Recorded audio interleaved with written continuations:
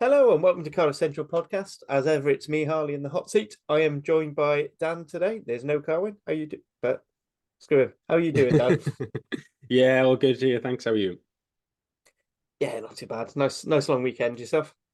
Yeah, it's good. Bit of rugby, bit of pottering in the garden, living the dream, really. Yeah, so I was quite happy. I had one of the very rare daddy daughter days where my wife had so many other things to do that I could actually go and do to spend some time with my daughter, just the two of us. Oh, nice. I'm glad my wife doesn't listen to this because I think she'd start getting more jealous than she actually is.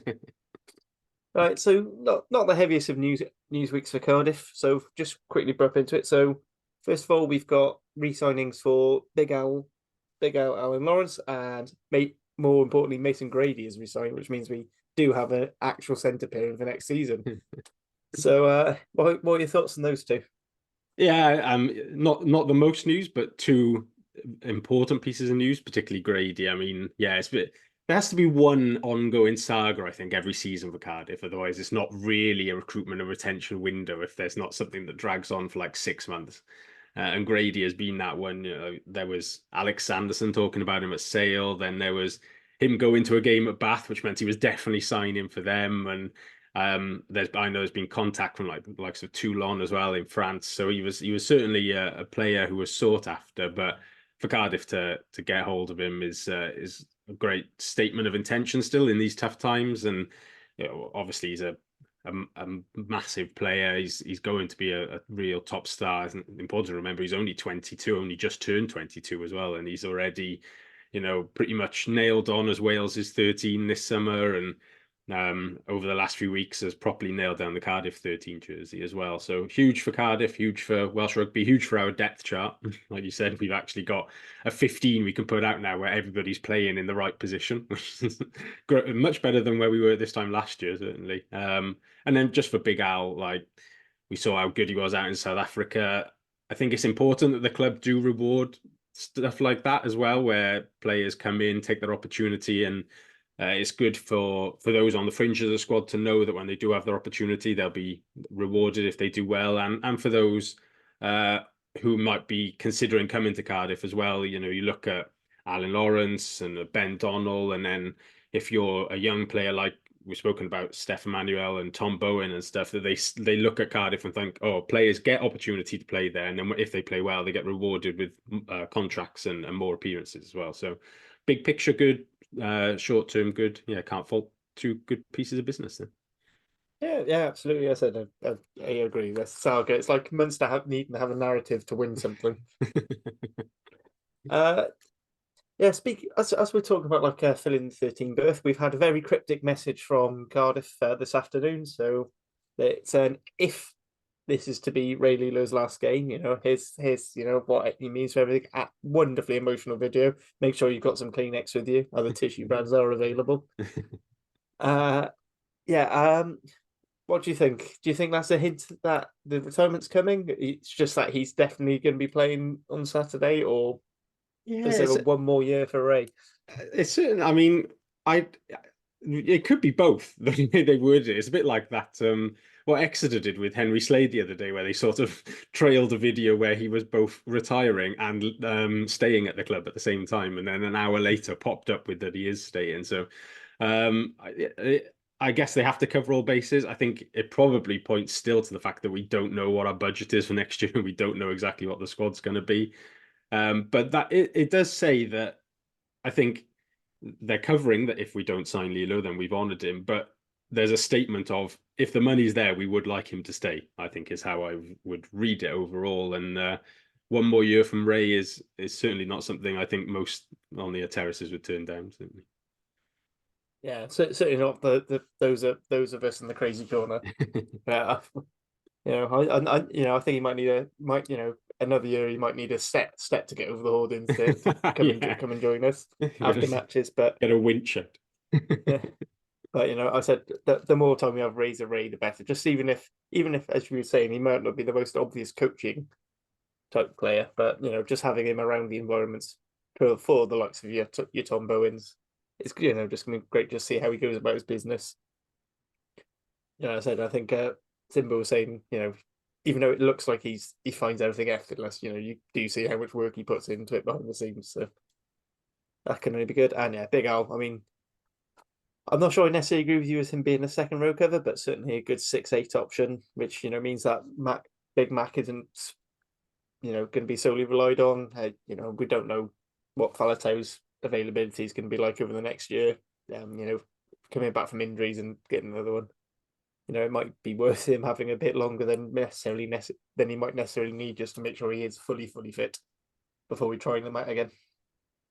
Yeah, and Alan gives us that opportunity as well. He does take the burden off Faletau, certainly. And I don't know, if you get the second row balance right with, say, a Teddy and a Seb, and then maybe have both of them at 7, there's a possibility where you could have Al at 6 and then Faletau / Big Mac and have a real heavy ball carrying presence there as well. So it definitely provides opportunities around mixing up your starting pack and 6-2 benches as well. Yeah, absolutely.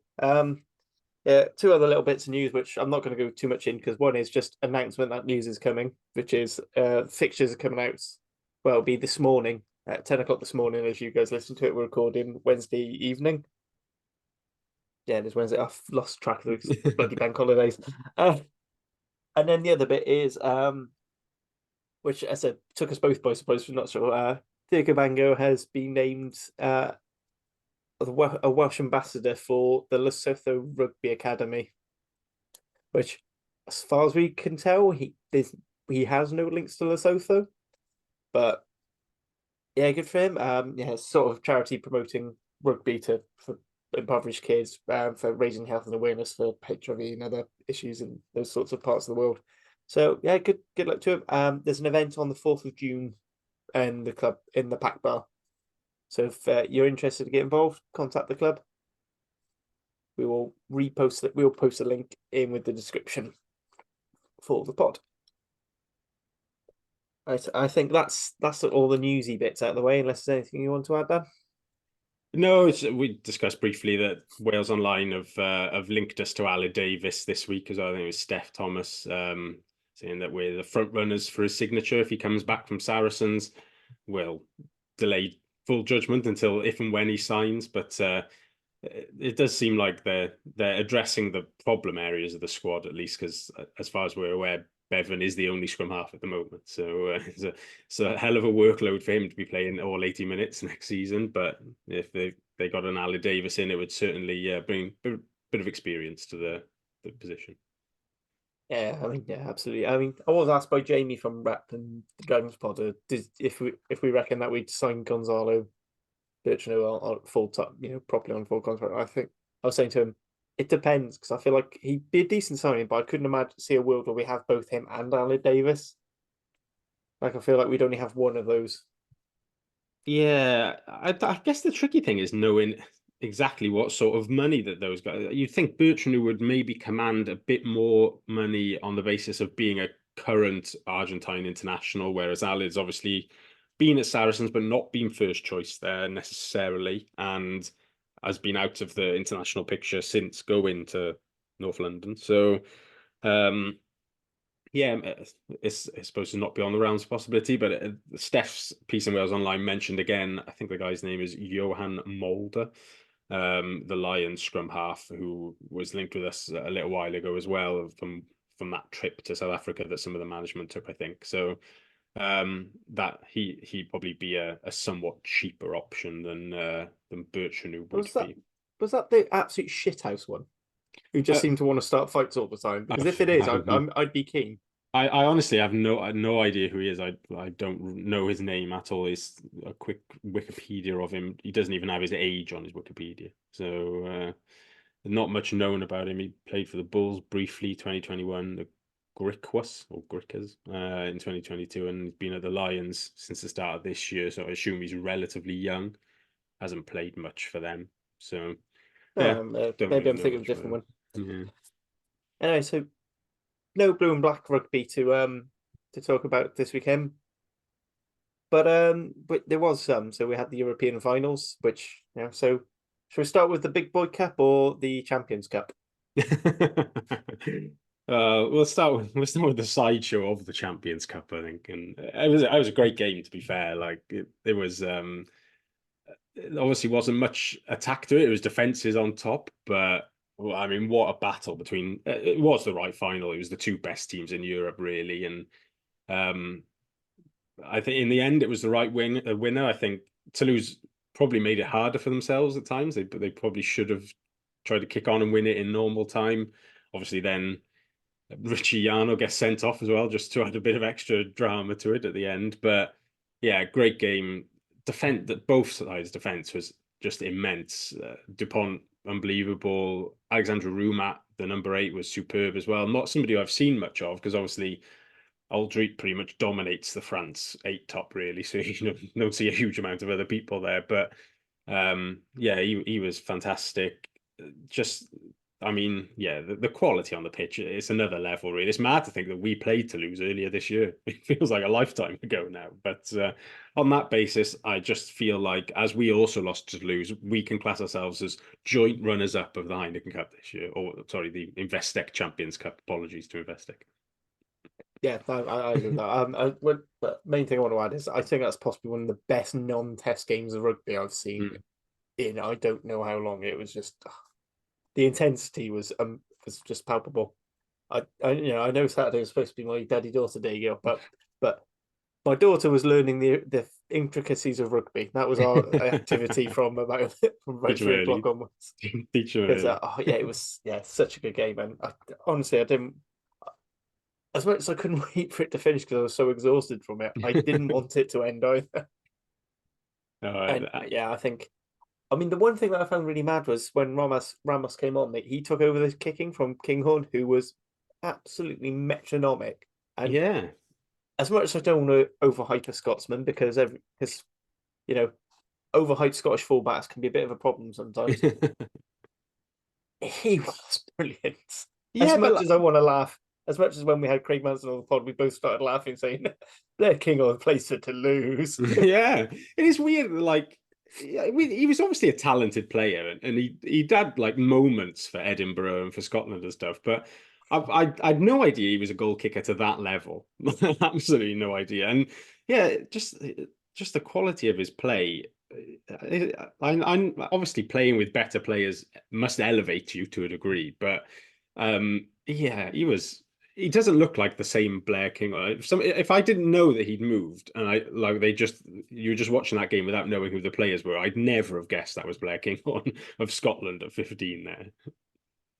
Yeah, I think it's one of those ones. Like if you looked at him just before the BK10 experiment, actually he did a lot of the like line kicking. He did a lot of the restarts, and his boot is fantastic. Actually, very good kicker. I don't think he'd done much goal kicking since age grade, mind. Yeah, But he was curling them in perfect and great. Just on the final generally as well, great venue for it as well. I've been to Tottenham for the NFL earlier in the season. It's spaceship level stuff. I love like the Arms Park. I love your sort of traditional close in rugby grounds and stuff. But I mean, Tottenham is just different level. It was a great place to host that final, I think. And I know there's some frustration that it's pretty much the same sort of 4 or 5 cities on a bit of a loop, really, that the host the Champions Cup final, and it would be good to take it elsewhere. But if you're going to play it in the same old city at a stadium like that, is pretty good one to host it. yeah, I think we shouldn't complain about the current selection of Heineken Cup and Challenge Cup cities, since we'll be hosting Yeah, that's true. the next year's one, which I'll be honest, I'm basically put a wrong numbered bank balance from by booking my tickets, booking like the weekend pass. I'd be like, I'm going. It's Cardiff. I've got no excuse not to. Yeah, I just loved it. And I said, and kudos to Grav from Rock and Roll who bought Andrew Porter a star just so that you could have that 5th star. It is an interesting like debate about Leinster though. Like they are the dominant side for so long, but they've just got this like choking thing about winning finals recently. It is a weird one. Obviously, it's the first year of Ninaber and there's a bit of change there, but yeah, it's becoming a thing, which is probably like much like Irish rugby fans already know about losing and that becoming a thing in World Cup quarterfinals. Leinster doing the same thing late in knockout stages of well, increasingly both the URC and the Champions Cup is probably something they want to shake off at some point. That's an interesting point. I got heard from a couple of different Irish pods, and they find it really funny how Leinster did absolutely everything they needed to turn around against so they could beat La Rochelle, and it's almost reversed the vicious cycle of Leinster beat Toulouse beat La Rochelle beat Leinster, and they've turned it the other way. But because they've made themselves perfect for defeating La Rochelle, they're now completely vulnerable for Toulouse. It is just mad. Yeah, it's a funny one, But but did I you mean, notice how many times Cardiff came up in yeah, that broadcast? yeah, and like, and like before as well. So we got the couple of mentions when Gloucester were Yeah, playing in the Challenge Cup as well. I think we must have been up there with most mentioned clubs who weren't involved or even close to being involved on the day yeah, as well. it was bizarre. Yeah, going on to Challenge Cup then. So I've talked about how the Champions Cup was one of the most intense and interesting non-test matches I've ever seen. This was the exact opposite. Yeah. This was fucking bad. It was two teams who've had poor seasons playing a Very game bad. which I'm not sure. I don't know if Gloucester actually were that keen on even being out. Weird that they've manufactured their whole run-in towards this sort of thing, and then going like losing 90-0 to Northampton because they were resting everybody in preparation for this, and then they turn up on the night and first 15, 20, they were sort of there or thereabouts. But at no point did they actually look like winning that game at all. Sharks were slightly better than they have been the rest of the season, but I'm not fantastic at any point. Probably the main highlight is Vincent Cox 50-22, which was absolutely superb. I mean, that was Beautiful. worth the admission fee by itself, to be honest. But yeah, other than that, it was a fairly forgettable one, and I don't know. There's big problems at Gloucester there that I wonder if George Skivingson survives the summer there potentially. But um, obviously they're becoming Cardiff Old Boys next season, so whether that's a help or hindrance, I don't know. But it's if I was sort of Thomas and Anscombe watching that, I wouldn't be overly thrilled about turning up there next season because that's going to be a fairly somber dressing room, I think. I think there'd be a lot of refreshing their banking app. Yeah, maybe. I just it's a great place to play still, and they do have good players, but they're just something isn't right at that club at the moment. But One thing I was surprised. I mean, I think Squidge pointed out on Osprey's Irish. Just actually, I ended up watching what Zach Mercer was doing in between his carries. hmm, And it wasn't a lot. yeah. I'm starting to like see why the last two England coaches haven't fancied him. To be honest, because actually I do think it was just a bit. And to be honest, I thought about a lot of the Gloucester pack. Like when they're on top and they're going forward, they're all really into it. They're all going really well. But as soon as they start getting beaten up, they just sort of. I don't want to drag in, our fellow region from the east, but it was a bit dragonsy that they just sort of, Well, as soon as they start getting beaten a bit, they sort of just fall into their shells. and I think it's the thing I most don't get about it is that Ben Donald came to us from there, and Mm. he looks like a player that they could really do with. In that, like I just thought if he was at six for them on Friday, and that sort of that repeated effort, the work rate, the willingness to take the ball phase after phase and make tackles phase after phase. Yeah, he's not the biggest guy, but like you say, somebody like Zach Mercer, he was very, very much a sort of a YouTube rugby player in that he's got a very good highlight reel, but there's perhaps not too much else about that. And with the possibility of annoying the Ospreys podcast, which was Morgan Morris until sort of the start of this year, I would suggest as well. And yet he made a lot of good impacts on games here and there, but as Toby Booth mentioned, I think after they played the Dragons last time out, that he did have work on defensively, being fit enough to make repeated efforts defensively and in attack. Morris has addressed that, and I think that stands him in good stead to go with Wales on the summer tour this summer. But Mercer, he's clearly still not in and around that England squad, and that's not just because Borthwick isn't somebody who doesn't pick people just because he might not like them, but he's not that kind of guy. He'll pick the squad that he thinks is best, and he likes your hard work. There's a reason that a player in a slightly similar mold is that we don't see too much of Dombrandt playing for England anymore, who is it's a bit harsh to use this term, but there is a show pony element about him in that he's a lot of big carries and tries and nice offloads and stuff, but it's not I think of that Duan van der Merwe sort of try from halfway where he gets brushed off him very easily. There's not a lot of repeated effort there. So that Gloucester pack is one that flatters to deceive somewhat. And it was interesting to say about the Dragons. And then when I think they took Sam Scarr from the Dragons on loan briefly towards the second half of the season and put him on the bench as the replacement hooker. So if that's where they're getting their loan players from, maybe it's rubbing off. Yeah, maybe. Yeah, but speaking of that England back row, I was just thinking because you're like the two like the options they've got are six. They sort of go for it's the Chesham, it's basically your Courtney Laws type, but then you've got Ethan Roots and Chandler Cullen South, who I'm a massive fan of. Literally was one of the only few reasons I'd tolerate watching London Irish last season. That's for reasons I'm not going to go into because legal disputes and stuff. But yeah, they're very hard working six. And even Ben Earl as a 7, yes, he's loud and not just fighting anything, but he cheers on every little thing because he scraps for every little thing as if he's scoring a try. Yeah. I do kind of appreciate that. I did prefer him when he was in the Bristol Bears shirt, the Sarri shirt, but that's a personal bias.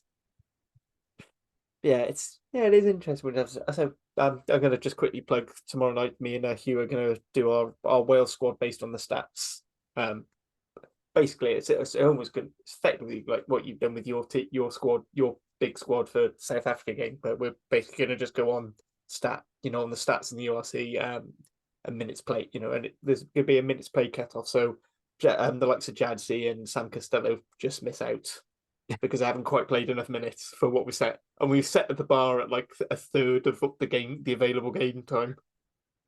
Interesting to see who the 10 is then if Costello misses out, because I'm guessing Dan Edwards may not quite reach that threshold as well. It's no spoilers. Like I said, we're still going to go through it, but it's looking like Johan Lloyd. Yeah, I was going to say he's probably as our the 10 only option because obviously there's no real consistent. Dragons have had to revolve around. You've got him or Will Reed. You've got Will Reed. Between Will Reed, Kai Evans, and Angus. Well, no, Angus hasn't really played at all really this season. So. And then obviously we've had De Beer pretty much every minute of every game. So not going to be involved. Yeah, so there'll be a few players who won't be included. So there won't be a Reece Carey, for example. No Thomas Young. Even though on the stats Thomas Young walks in, but there's no point selecting him. He's not fit. Not actually available. Yeah. Talking Thomas of Young, stats, Thomas is an iffy one as well because he'd make it, but I'm not sure if he'd be fit for that game. So Jockey, not for the South Africa one by the sounds of it, but we'll go to Australia. Yeah, we'll be there for Australia. So I don't know what the cutoff is, but they're just talking of stat selections and on the European finals. Did you see the Opta team of the Heineken Cup final? It was just all this Toulouse. Confused me and irritated me because they've got 7 and 8 the wrong way around. Oh, did they? Yeah, so they've got Ruma at 7, and then they've got Francois Gros at 8. It was just. I don't know if it's because they've assigned certain metrics, high weight. So when we talk about ours, we're going to look. It was just funny that the Irish TV. I don't know who it was, but one of the Irish TV pundits was quoted after the game as saying that Leinster were the better side on the day, and then the Opta stats like statistical team of the final was just the Toulouse starting 15.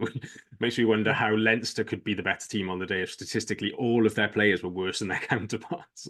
And the only thing really I'd say had an argument is probably Andrew Porter for basically dominating the scrum. Yeah, I don't know if they put that in their stats. So I guess it's maybe it's hard to put in stats because you don't always know who the referee is penalising to a degree. And then there's a further kind of Twitter I'm not worms going there. about yeah I'm not going in there. whether Porter is ever legal or not. But Anyway, I think that's enough about games and teams that we have yeah, nothing to do with. yeah, that's true. That's true. It's become a general rugby podcast.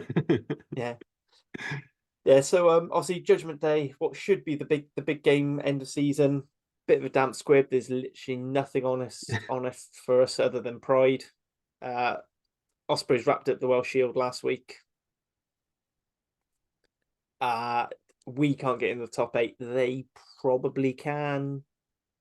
Well, they possibly can. I wouldn't say probably. Yeah, I can't remember what the I thing say is, but it's possible that they're out before our kickoff, I think, isn't it? Because yes. we're the last game, isn't it? So they Although could. on Scrum, yeah, sorry, on Scrum Five, Toby Booth said he's not going to tell the players, and you're like, yeah, but they'll know by 3 o'clock. That's Yeah, still 2 hours before they're kickoff. gonna know Toby. I'm afraid. They all know. They all know Yeah. Toby. Heck, And like saying that even if they might make don't, him perform better. I think we should employ somebody to go by the tunnel at Cardiff City Stadium. So if they are out, somebody just screams it at them as they're coming out of the tunnel, and they're immediately demotivated massively. Just say you need to win by 40.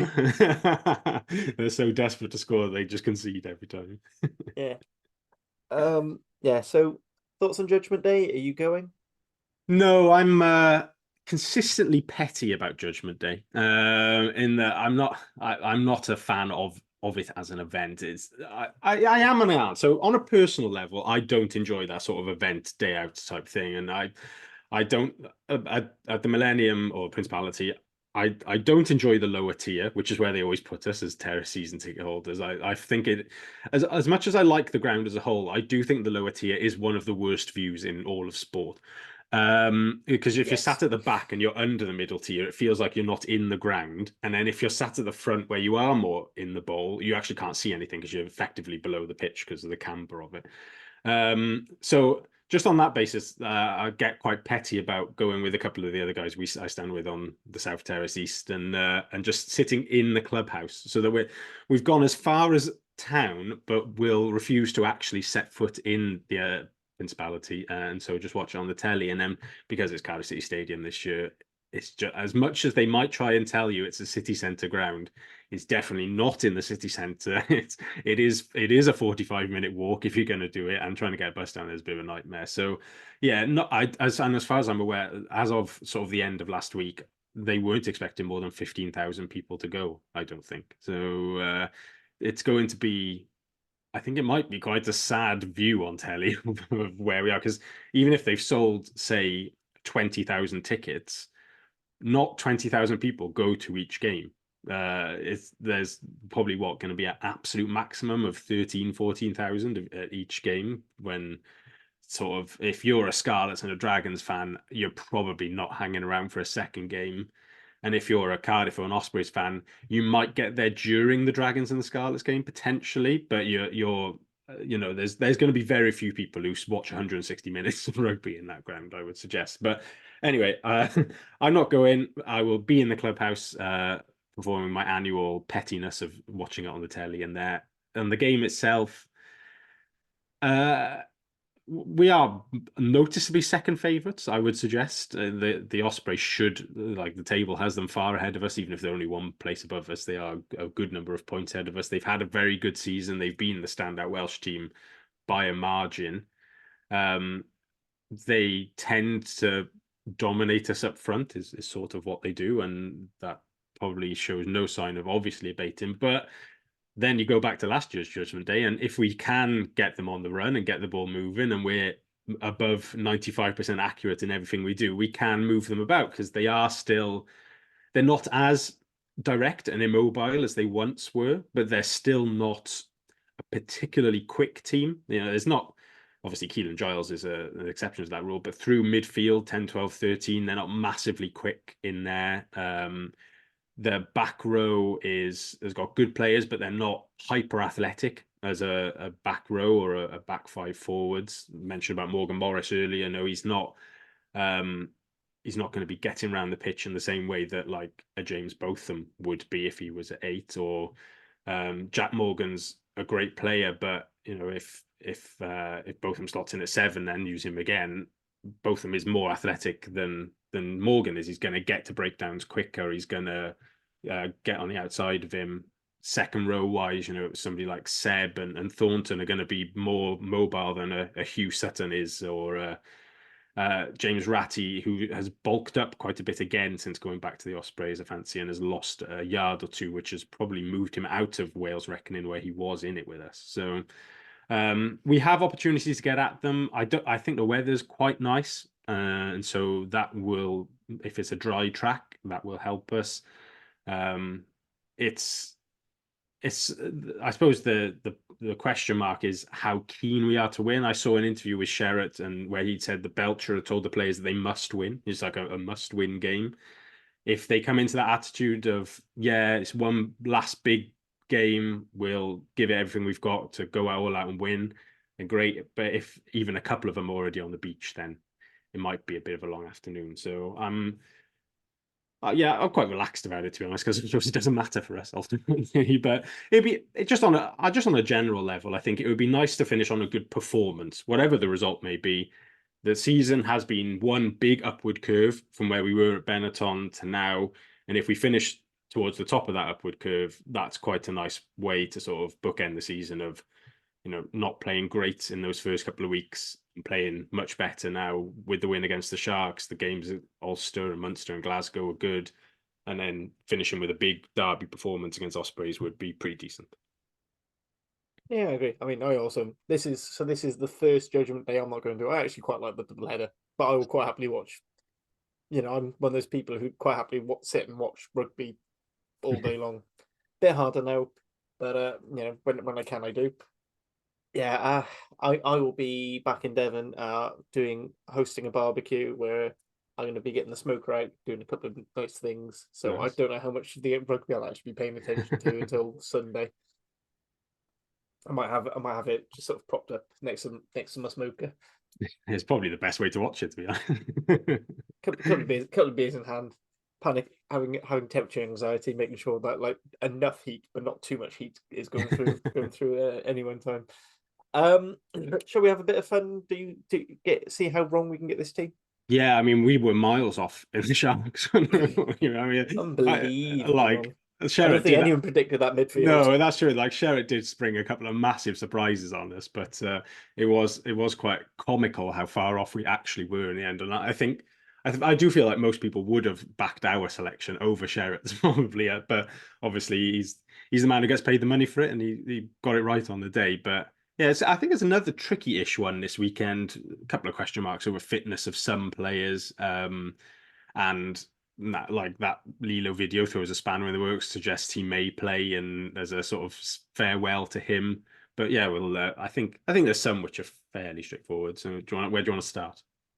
Shall we start? We'll just I'm as much as I love my team sheets being 15 to 9, 1 to 8. Yeah. Well, we'll just go through numerically just because it's easier. So if we go start in front row, there's not the home farewell, but is the last game for Rhys Carry. It is the last game for Rhys Carry. Just also obviously Ospreys' type 5 is their strength, and they are strong bench and starting as well. They've got two excellent front rows there. Who've they been? They've been starting with both of them recently, I think, haven't they? And then Henry's been backing him up. Is that right? Typically, yeah. So I think. So I wonder I think Ben Warren's been injured or something, because I know Rhys Henry's played a lot as backup loose head when required as well. Yes. So I'm thinking Dormer starts against Botha, and then Carey comes on against whoever the backup tight head is on the day, Warren or Henry. Belcher at hooker is fairly straightforward, and then Azza at tight head. So back to the Ronda front row.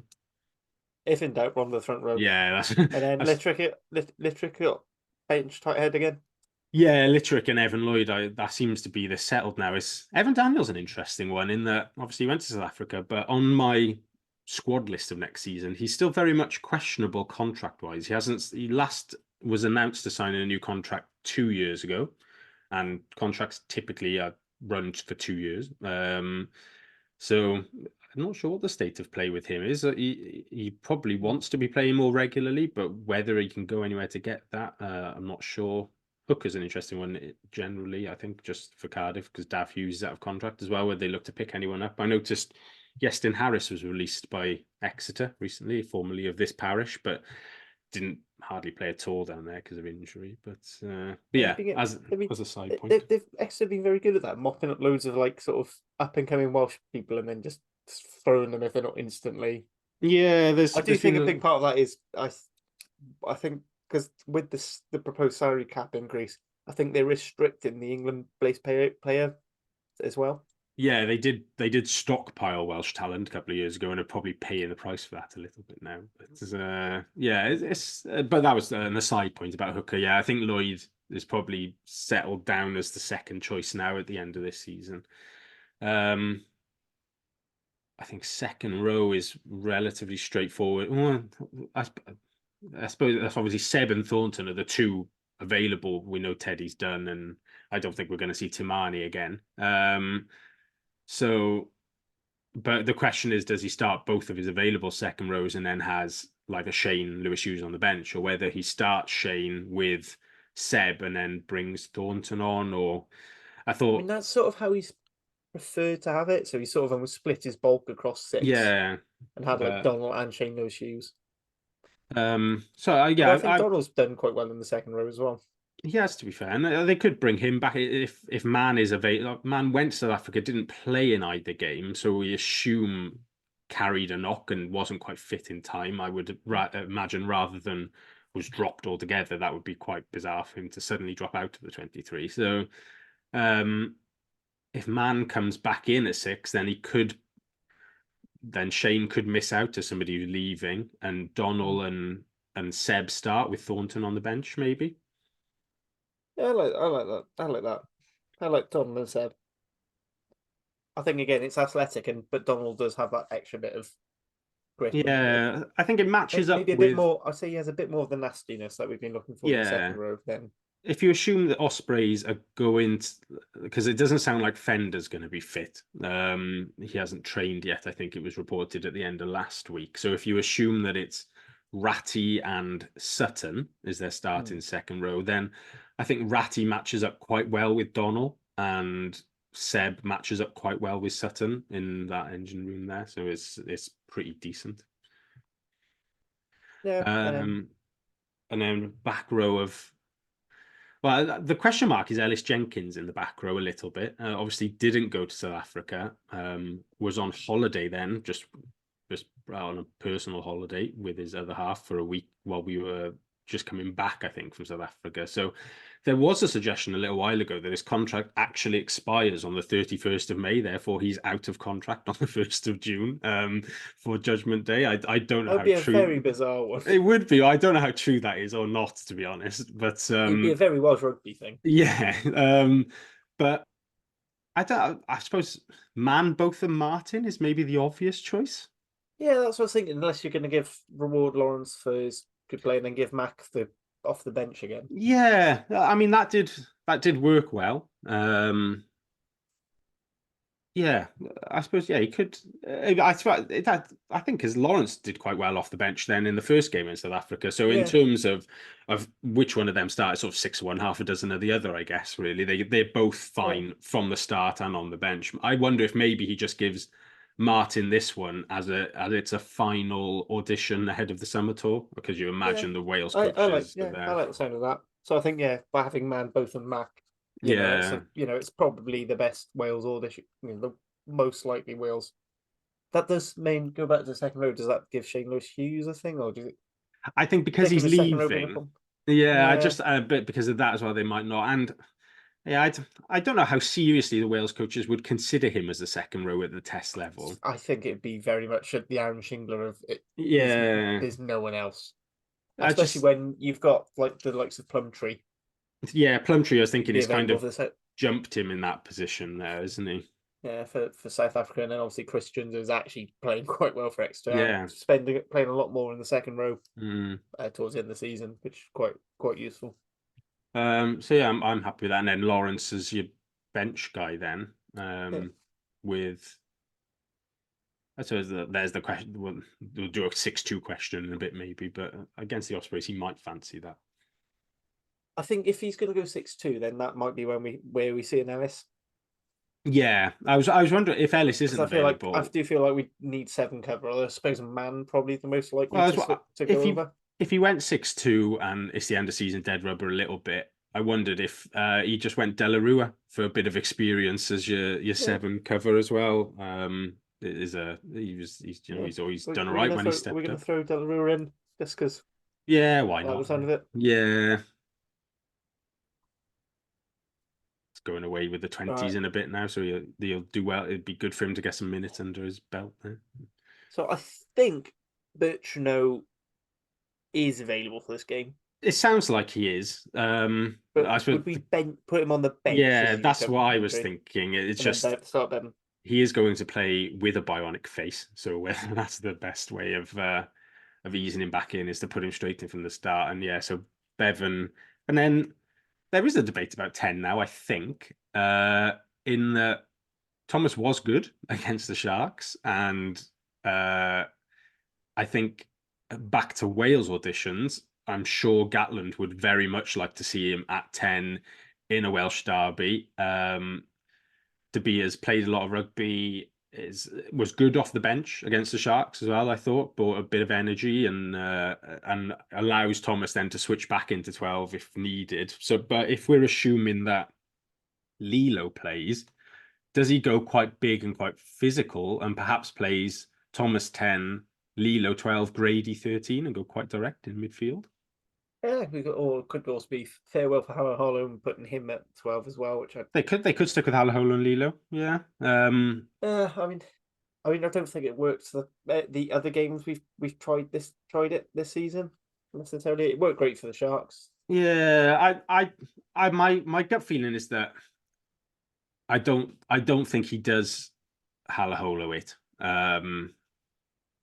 Because I think the back three pretty much picks itself in that it's Winnett, Adams, Cabango. So there's not really room for Grady to switch out there. He presumably wants Grady to play at 13 and bring him back in, unless he's going to bench Grady again. But I think it is the Lilo thing that's thrown a spanner in the works because that definitely Yeah. suggests it was if without that post, I probably wouldn't have I wouldn't be putting Lilo in there. I think he would have got in my mind. He'd just go back to De Beer, Thomas, Grady, Adams, Cabango, Winnett as your outside backs.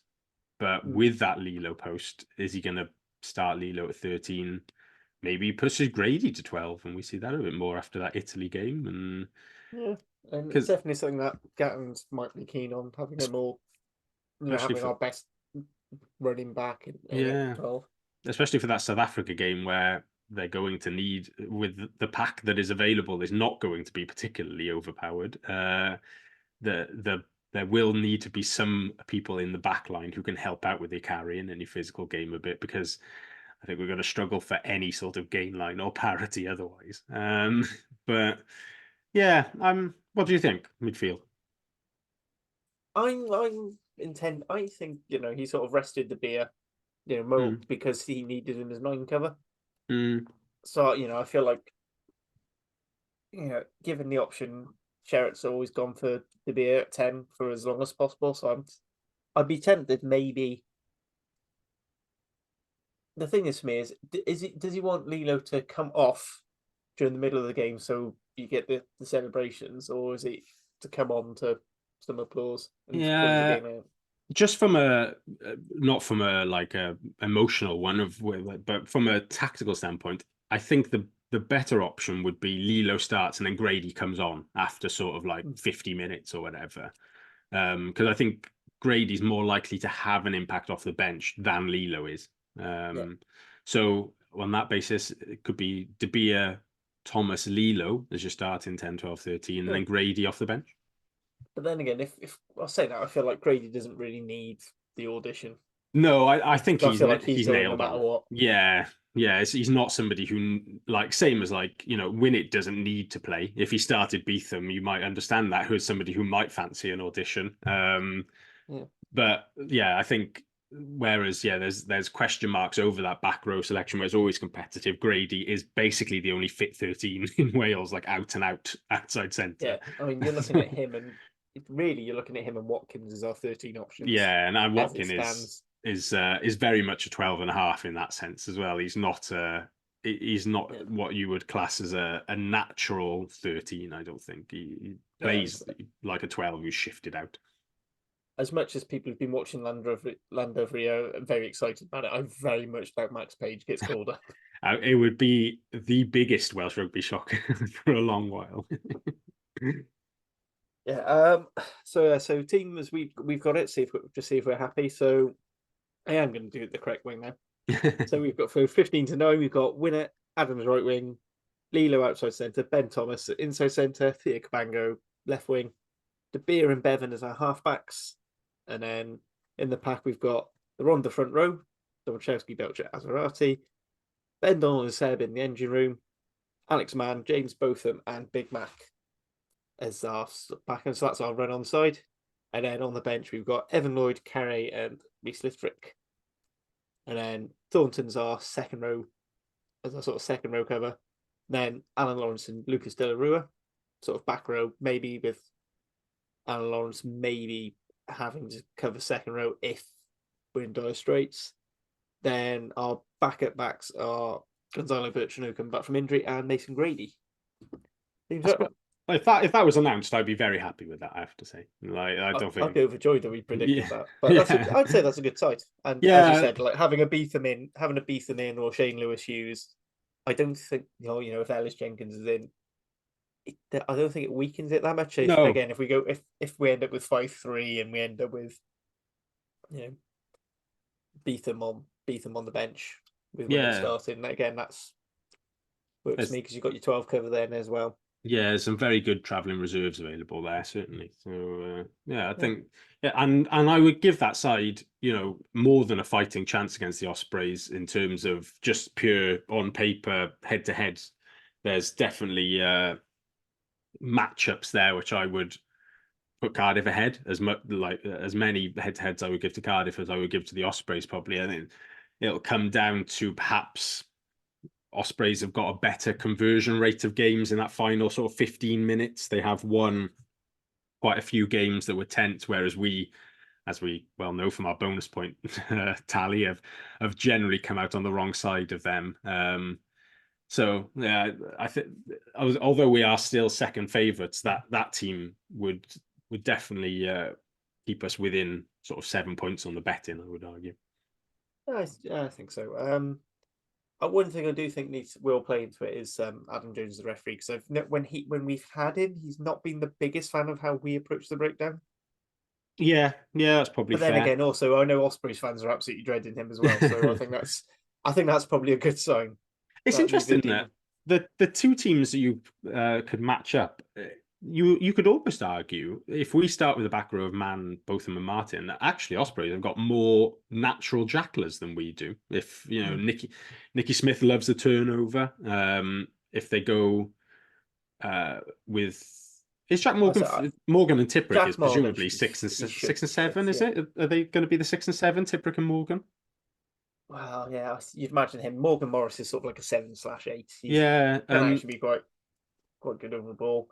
James Ratty shown that he's pretty handy there. I mean, we do have Tina Stabir, so we've got our back. that's true. Jackal Chico. threats Yeah. thing. And Belcher, Ben Donald as well, actually, for that matter. Got a couple in there, but I think in terms of like sort of amount of turnovers won per game, they probably edge it on some sort of stat there somewhere. But then I think their turnovers are more off the cuff, whereas ours are a bit more, that is our defensive ID. We are a team that will just jackal everything and turn you over, whereas Ospreys are more physical, meet you up like for the fight team and knock you back, and then maybe win the jackal turnover after that if just the opportunity presents itself, more than we're going to jackal everything and see how we go. But yeah, there'll be definitely an interesting battle, and I think it's definitely the game of the day. I've absolutely no interest in Scarlets v Dragons at all.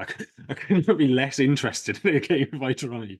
So had Dragons actually somehow won against the Ospreys, and it meant that all four sides were still in the hunt, sort of near enough in the hunt for the Welsh Shield.